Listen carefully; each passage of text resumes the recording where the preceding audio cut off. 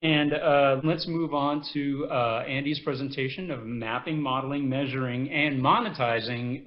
What a great set of M's there. Enhanced groundwater recharge with stormwater, Dr. Andy Fisher. Dr. Fisher is a distinguished professor of Earth and Planetary Sciences at the University of California, Santa Cruz. And his bio is just really way too long for us to read it all. So I'm just going to hit the highlights here. He also serves as the U.S.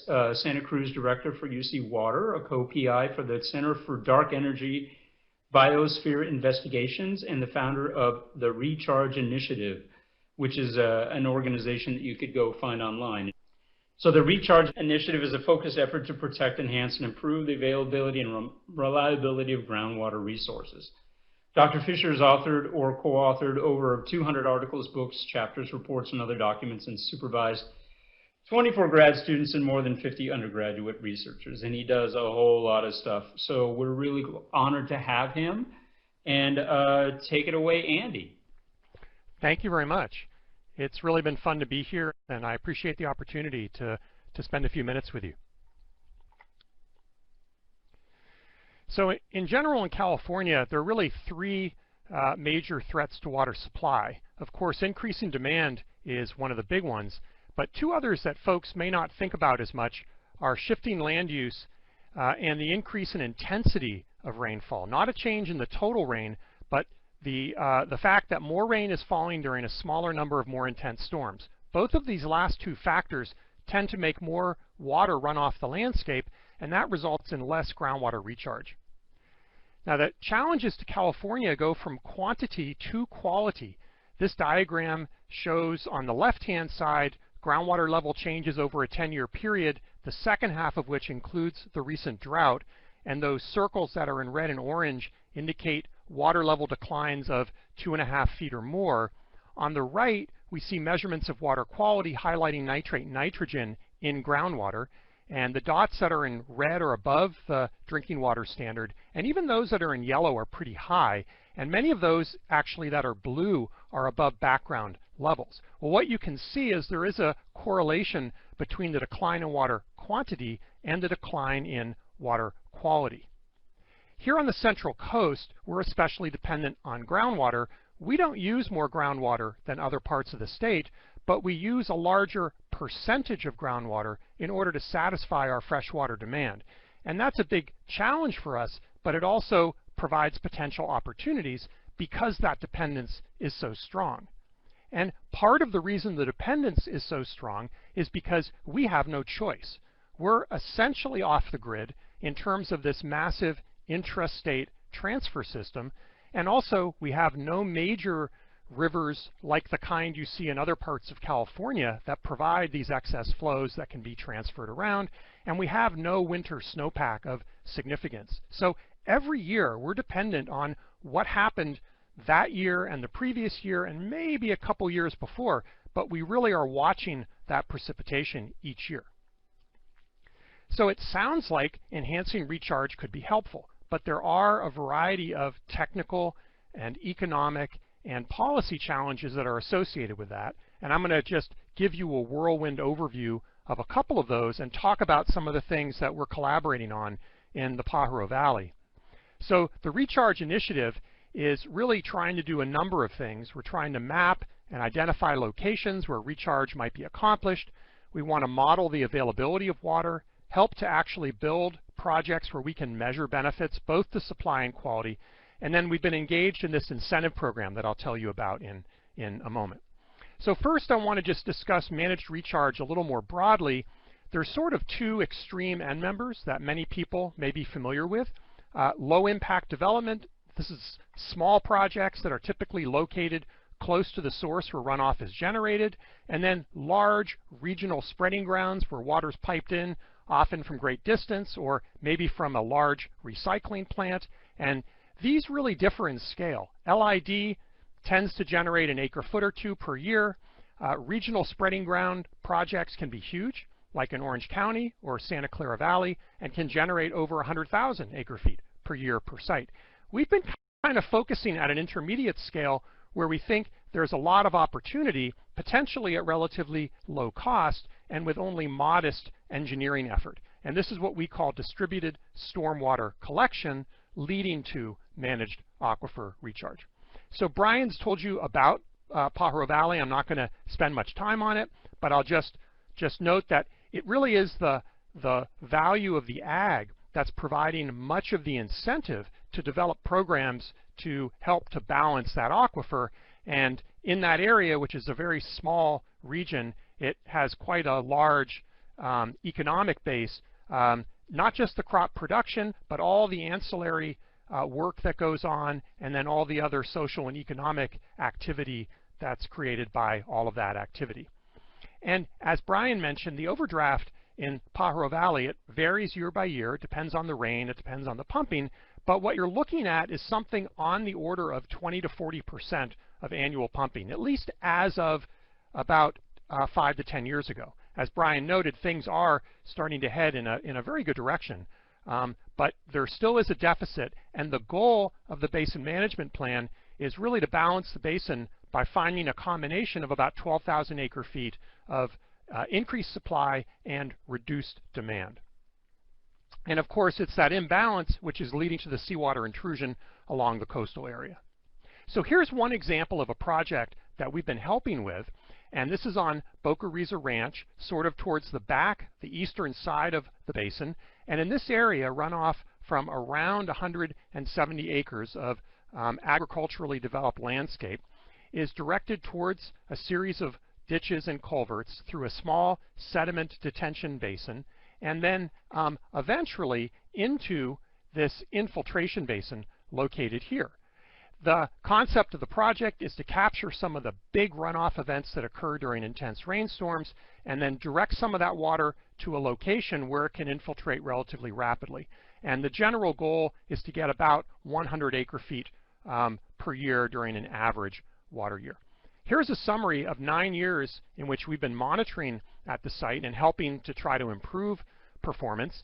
On the x-axis, we see rainfall, centimeters and inches, and then the y-axis is runoff that was collected acre-feet here and cubic meters on the left. When we started work, it was during the drought, and it really looked like we weren't going to get much benefit out of this project. But what you see is that for the last 6 years, if you average these flows together, we hit the goal for the project of getting about 100 acre-feet of additional water into the ground. So this seems to be viable, and it seems to be meeting its objectives in terms of water supply. But a challenge is that projects like this do require operation and maintenance, and they occupy land that could be agriculturally productive.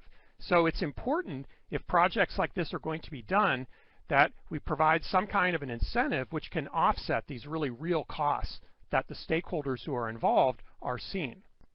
And there's a model for this that we look to. This is net energy metering. This was the idea that you could put solar panels on your house, generate power, and if there's more energy than you need, then some of that excess can be put back on the grid and you get a credit. So that idea is relatively straightforward, and it has been successful in California in helping run their meters backwards by generating excess power. So what does this really require? Well, you need to be able to measure the benefit. You need a formula for calculating what the rebate or payment is going to be. And of course, you need to establish relationships based on trust between those who are supporting the project and those who are participating in the project. So how would this look? Well, imagine you've got 75 acres growing delicious red berries, maybe 2.5 feet of water, in an area where there's 18 inches of rain a year in the southern part of the Pajaro Valley. We assume a certain runoff coefficient based on measurements we've made in the field. Now imagine 3 scenarios: drainage areas of 200, 400, or 600 acres. The larger the drainage area, the more of this excess runoff could potentially be routed towards an infiltration basin. And let's just assume somewhat arbitrarily that 1% of that drainage area is now allocated to infiltration.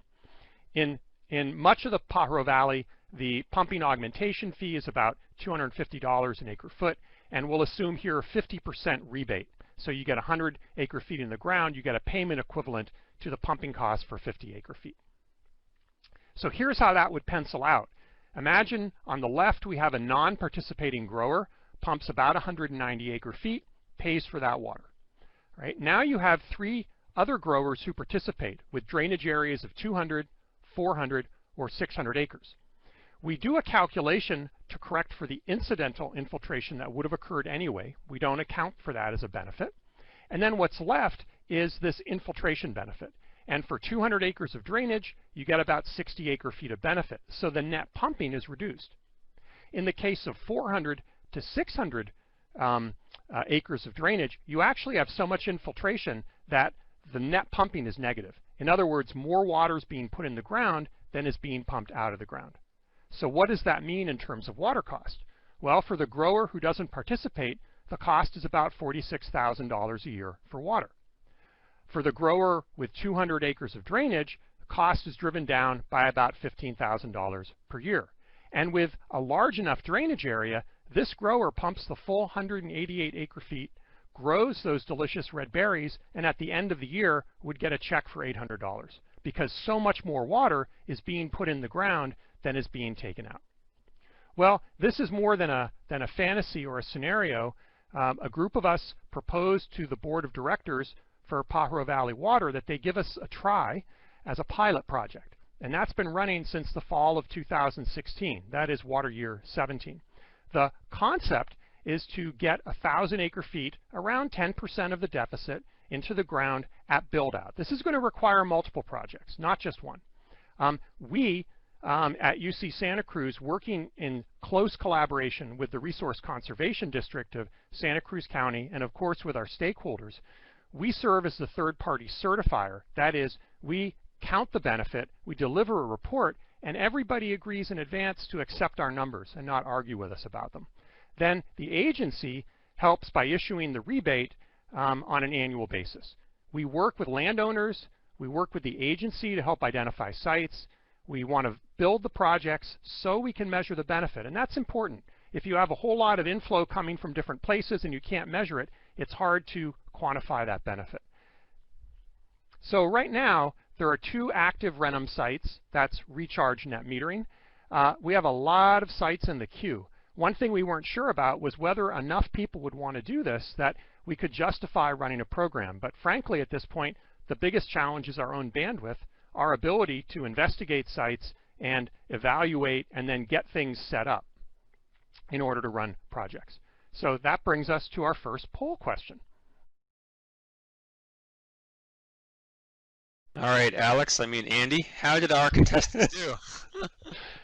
Everybody's a winner on this show.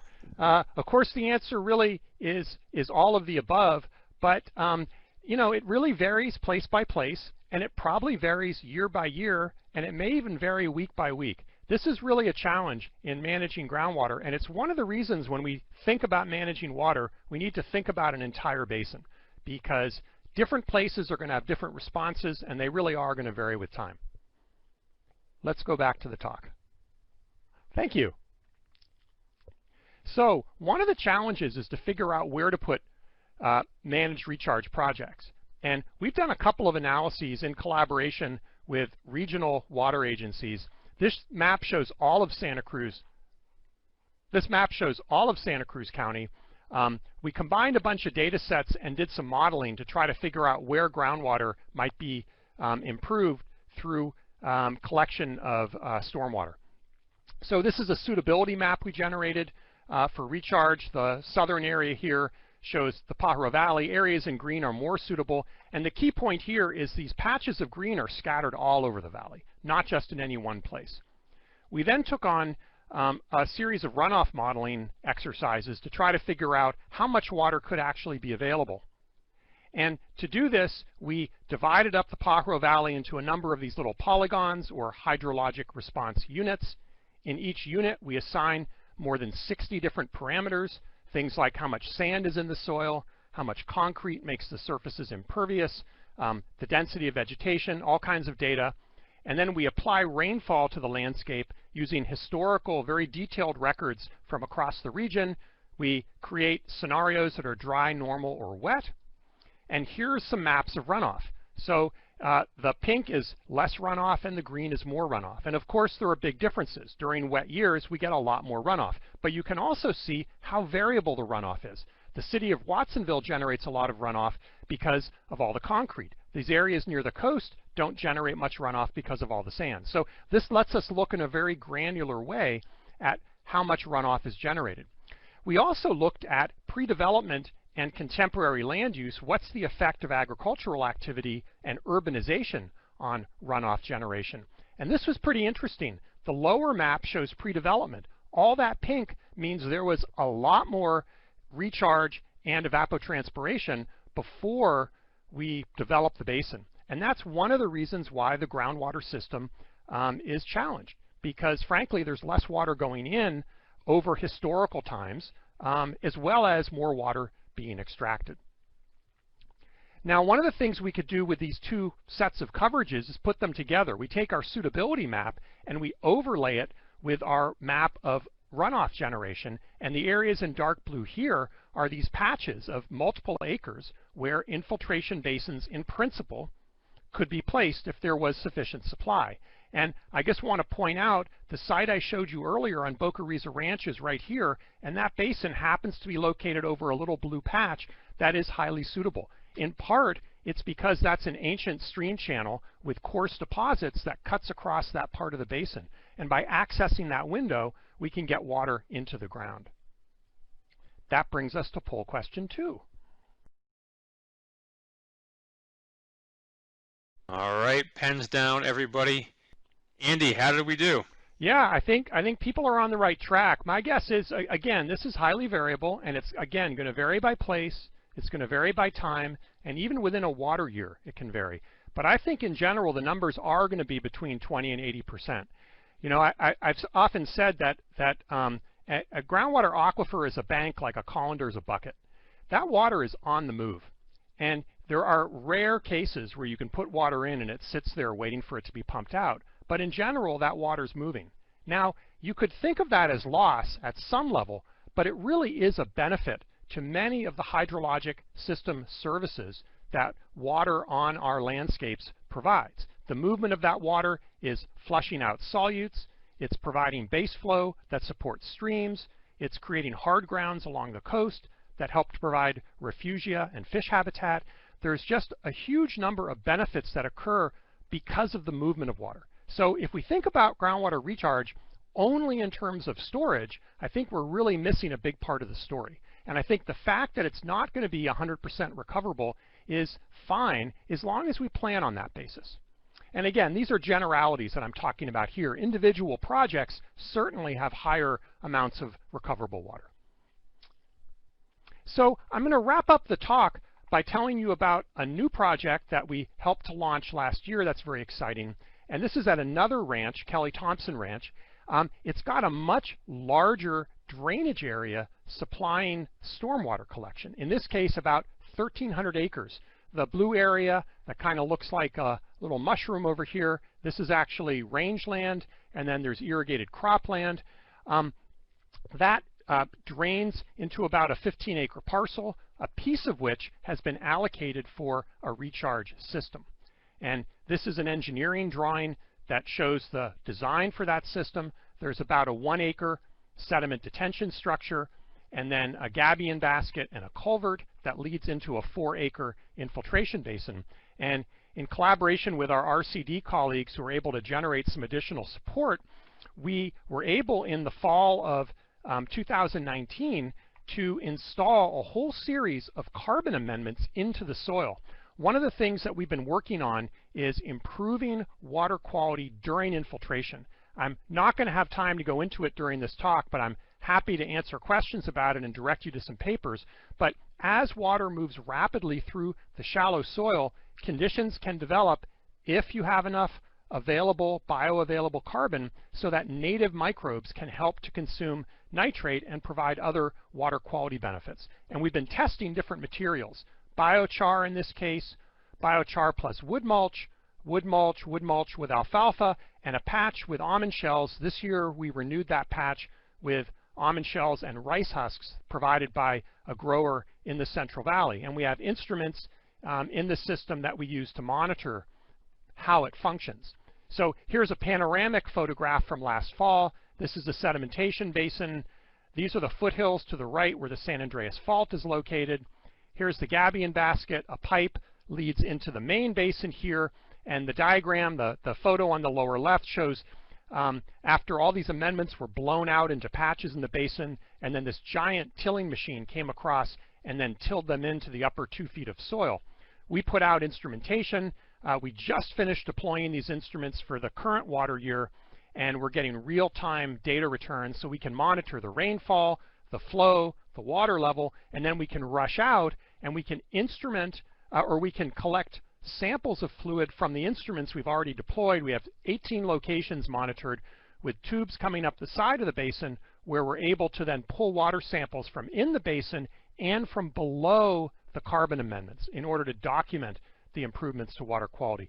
We're processing data from last year. Things have been slowed down a bit because of COVID and our inability to get into the labs, but we're cranking through the samples, and so far the results look really good, with the wood mulch and the almond shells in particular showing good results with nutrient load reduction. So this is that system operating last year when the basin was full, and here's our real-time instrument sending us data back. Last year we certified for this project about 100 acre-feet of infiltration benefit, and that generates a rebate then for that landowner, but we're also demonstrating a net improvement to water quality relative to the local ambient groundwater. That's very important for not just not degrading the groundwater, but for actually improving the groundwater. So all of this really serves to summarize that groundwater recharge is itself providing a variety of benefits. I'm not claiming that recharge equals beneficial use, but I'm claiming, and we can show, that recharge generates many benefits to individual users, but also to the basin as a whole. And the recharge net metering program, I think, is important in part because it really helps to give us a good justification for quantifying those benefits, for making the measurements, collecting the samples, and demonstrating that improvement. Recharge net metering is different from other kinds of incentive programs, but it does share characteristics with other programs. One of the characteristics that's unique is that we incentivize infiltration rather than recharge, because infiltration is relatively easy to quantify and measure, and it does generate benefits. Also, we're able to engage a lot of different stakeholders around the basin and distribute benefits around the basin based on the Renum rebate. It's not an approach that's going to be applicable everywhere, and even in other basins where it can be applied, it may need to be modified. But I think this idea of recognizing the benefits of recharge and providing incentives based on measurable benefits has value, certainly in the Pajaro Valley, but I think potentially in other basins around the state. And that's something else that we're also working on going forward. So to wrap up, managed aquifer recharge with stormwater can, under the right conditions, provide benefits for groundwater resources. These are supply benefits, there are also quality benefits, and there are engagement benefits for bringing people to the table and helping to develop cooperation around management of important and valuable groundwater resources. One of the keys and one of the challenges is to design and then build these systems so that they can be measured. And it takes a lot of work, at least initially, although I think in the longer run, as we learn more about how they operate, this very intense level of monitoring won't be required. Groundwater recharge can improve water quality, and I think we really need to think about this as new projects are developed and think about every recharge system as an opportunity to improve water quality. And if you aggregate all of these benefits, then I think it does provide good justification for incentives like recharge net metering or other incentives that could be developed. And we think that incentive programs like this are applicable in other settings, but there could be different metrics and different mechanisms applied in order to support the participating stakeholders.